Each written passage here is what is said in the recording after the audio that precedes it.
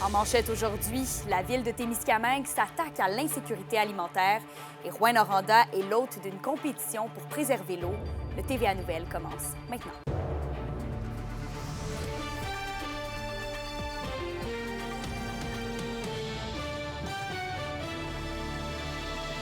Bon vendredi tout le monde, bienvenue au TVA Nouvelles.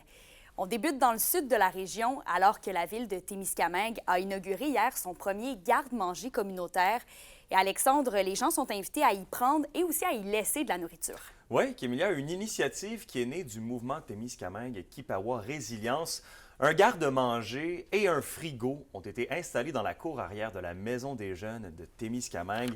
De façon anonyme, les gens peuvent venir y chercher des collations, des ingrédients, même un repas. Pourquoi? Parce que l'insécurité alimentaire frappe, la communauté le voit, elle l'entend et elle a décidé d'agir. Il faut dire également que la situation à Témiscamingue est pour le moins précaire. La méga-usine de carton et de pâtes de Ryam a pratiquement mis la clé dans la porte, laissant ainsi dans l'insécurité des centaines de citoyens de la ville. On a donc voulu venir aider la précarité alimentaire. Je vous laisse écouter la directrice de la Maison des jeunes, partenaire dans le projet. L'employeur principal de la ville, Ryam, l'année dernière avait annoncé la mise à pied de 275 personnes. On s'est regroupé, les organismes communautaires, puis on s'est dit qu'il faut renforcer le filet social autour de ces gens-là, puis de toute la communauté, parce que tout le monde a été affecté. Ça a été nommé par les jeunes, ça a été nommé par les familles, le besoin de pouvoir se nourrir. Le prix a augmenté sur tout. Les gens, il faut qu'ils disent « Je vais-tu faire l'épicerie? Je vais-tu payer mon loyer? Je vais-tu aller chez le dentiste? » Ils ont des choix à faire, puis c'est pas normal. C'est un besoin de base. Personne ne devrait se coucher le soir avec le ventre vide. Donc, une situation aggravée par la fermeture de l'usine. Mais Alexandre, comment la ville de Témiscamingue compte faire face à ces défis? Bien, en prenant le virage communautaire, j'en ai discuté avec le nouveau maire de la ville, Alain Gauthier. Pour lui, c'est clair, la situation de précarité alimentaire de Témiscamingue n'est pas unique. L'inflation, le coût de la vie, l'instabilité frappent partout au pays. Reste qu'en seulement quelques années, à la ville, il a pu constater l'évolution des demandes et des besoins de la population. Il parle de deux mondes parallèles. Un, ouvrier, business, et l'autre plus précaire qui a besoin d'un sérieux coup de pouce. On peut l'écouter.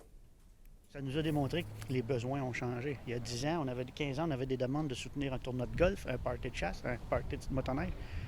Là, c'est devenu aider la maison des jeunes, aider une maison pour les personnes âgées. Puis là, c'est rendu, pourriez-vous subventionner un souper par mois pour telle personne de telle résidence qui ne mange pas toujours à leur faim? On a vu les besoins et les demandes changer en 10 ans. Fait que là, la ville, on est en train de moderniser un peu notre philosophie de soutien à notre population. Je veux faire le marketing du communautaire pour faire rencontrer les deux mondes parallèles enfin. En terminant, ça bouge tranquillement dans le dossier du redémarrage de l'usine de Ryam. Cela dit, il n'y a toujours pas d'acheteurs à l'horizon. Je vous reviens avec plus de détails dans les prochains jours. Merci Alexandre, à plus tard. Au revoir. La question du jour TVA, une présentation de Mobilier Bélan qui vous offre depuis plus de 50 ans un service de qualité et un grand choix de matelas mobilier électro au prix compétitif que vous recherchez.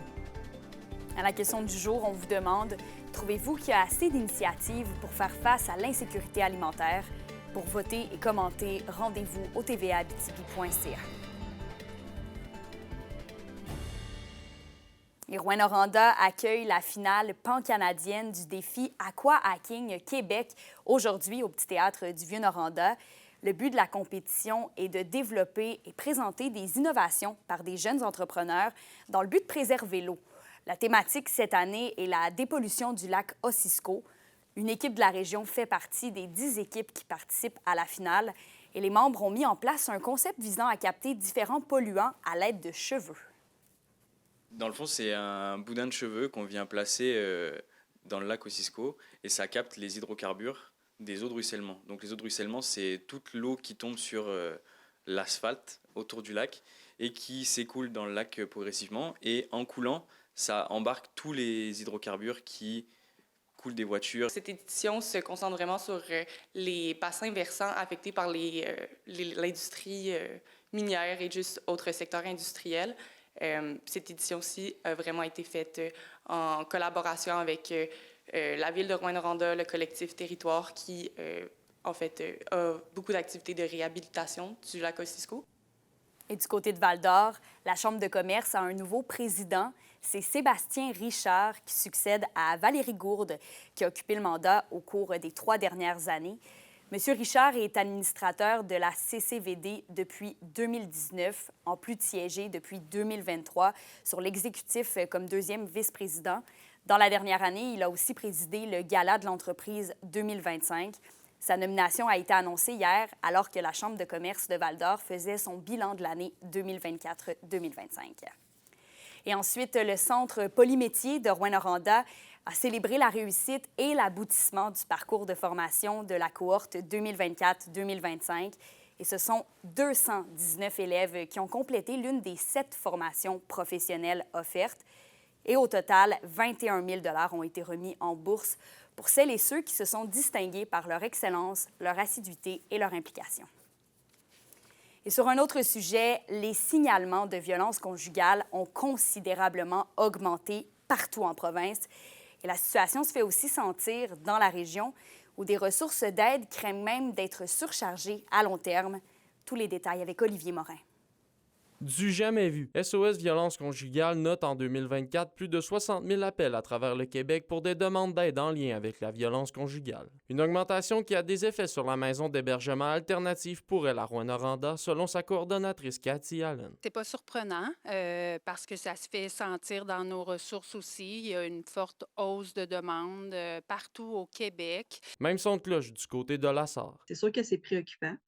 On sait que cette hausse-là est grandement reliée au fait qu'il y a eu beaucoup de sensibilisation avec la pandémie, avec les féminicides qu'il y a eu, le gouvernement et nous, les maisons, mais aussi plusieurs ressources qui viennent en aide aux victimes. Malgré tout, les ressources d'aide assurent continuer à tenir le cap. Tant au niveau des demandes qu'elles peuvent traiter que celles redirigées ailleurs, notamment grâce à l'entraide entre les diverses ressources de la région. Un message est d'ailleurs lancé aux femmes. Jamais qu'on laisse aucune femme en danger. On va toujours prendre le temps d'évaluer la situation. On est plus à déployer des lits supplémentaires là, dans les maisons d'hébergement pour s'assurer d'accueillir les familles, les femmes avec leurs enfants. On est là pour elles, même si on dit qu'on est très occupé.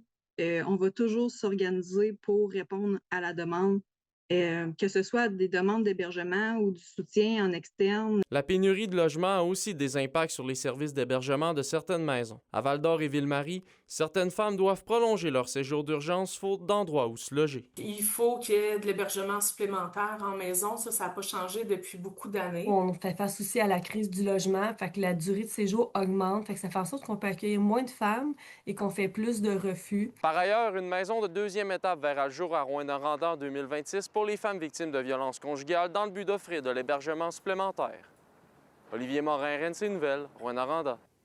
Et à Malartic maintenant, la municipalité poursuit ses efforts pour dynamiser son centre-ville et accueille un nouveau centre sportif. Un ajout qui vient combler un manque important pour la population. Un reportage d'Élise Tessier.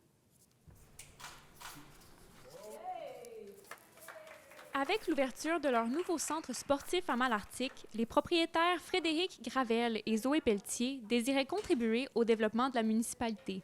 Ce qui est spécial de ce projet-là, c'est vraiment que c'est un projet de cœur, que nous, on ne se verse pas de salaire.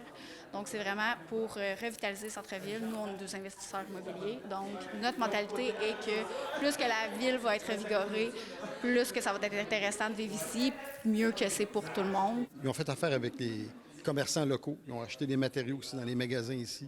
Puis ils viennent offrir un nouveau service aux citoyens. On parle des saines habitudes de vie, salles d'entraînement. On parle d'offres de services pour les gens qui sont dans le secteur. On a beaucoup de travailleurs de l'extérieur. On aimerait bien les accueillir, mais il faut avoir des services. Bien, plus on a des services, bien, plus l'attractivité est importante dans un milieu. Avec un environnement neuf, des beaux équipements, c'est un service de plus à Malartic. Alors, ça a des impacts à tous les niveaux, dans la construction et puis aussi dans l'après, en attractivité et en service aux citoyens. Le centre sportif est le seul du genre à Malartic, puis pour le maire, Martin Ferron, il comble un besoin essentiel pour la population. J'allais, celui de la polyvalente, j'allais même des fois dans d'autres municipalités pour pouvoir avoir un service auquel je m'attendais ou que j'aimerais avoir. Puis là, on l'a directement dans la municipalité, puis c'était vraiment très attendu. La preuve, c'est que les memberships montent vite, on m'a dit. Alors, je trouve ça vraiment intéressant. Puis je suis les premiers à avoir eu la chance de m'inscrire, puis à revenir au gym, puis à repartir, comme on dit, la machine. Le nouvel attrait s'inscrit d'ailleurs dans le programme de revitalisation de la ville. Il y a la Société de développement économique. La Ville de Malartic a mis 60 000 $ pour la restauration de la façade du bâtiment. Puis le propriétaire, en même temps, ce que ça fait, ça donne un effet de levier.